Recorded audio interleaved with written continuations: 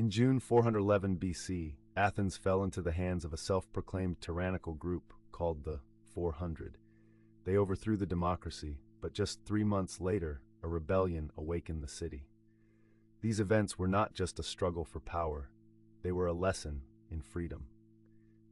Analyzing the historical context, we see that Athens was engaged in a prolonged war against Sparta, one that had inflicted significant losses on the ruling factions. With the war raging and the populace disheartened by defeats, oppression, and military pressure, the emergence of the 400 seemed like a possible solution to restore stability. They positioned themselves as elite leaders, capable of guiding Athens through the crisis. However, the price of this stability was the loss of freedom for many citizens. The 400 decided to consolidate their power by extending control over the entire city, implementing strict and authoritarian measures to prevent any uprising from the democratic factions they perceived as threats.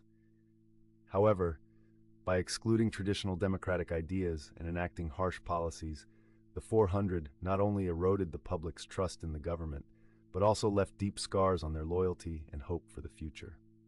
Just 3 months later, in September 411 BC, a surprising counteroffensive took place. A pivotal figure in this event was Cleophon, one of the leaders of the democratic movement. Cleophon was not just a warrior, but also a visionary leader who sought to mobilize forces and rally supporters of democracy.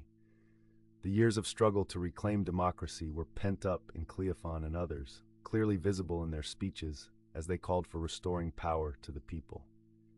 The uprising occurred in a tense atmosphere. The citizens of Athens, weary of tyranny, had lost faith in the 400.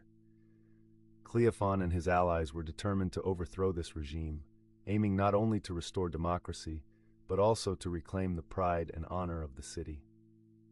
Amid passionate debates about Athens' future, a shared emotion seemed to fill the hearts of the people, the desire to return to the light of freedom and democracy. The method by which Cleophon executed this overthrow remains a mystery. Historical records do not paint a clear picture of how events unfolded, but it is certain that love for their homeland and the thirst for freedom united the citizens. This revival was symbolized by a simple yet powerful motto that stirred national pride: the rule of 5,000. This was not just a return to democracy, it was a strong message to the rulers that power belonged to the people, not just a small elite. The uprising in September not only brought hope to Athens, but also accused the 400 of betrayal against the sovereignty and freedom of the people.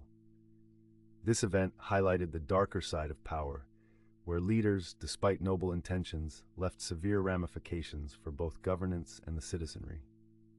But what happened to the 400 after their overthrow? And what was Cleophon's true role in this process?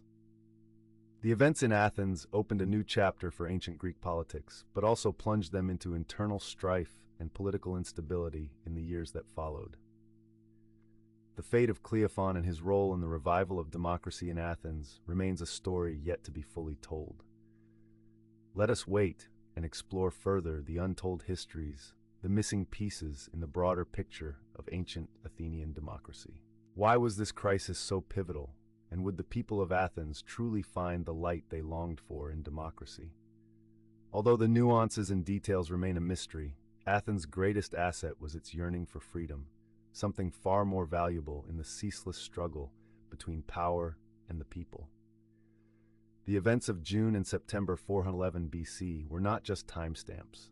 They were milestones in the relentless fight for power and freedom, creating an indomitable spirit for democracy in Athens.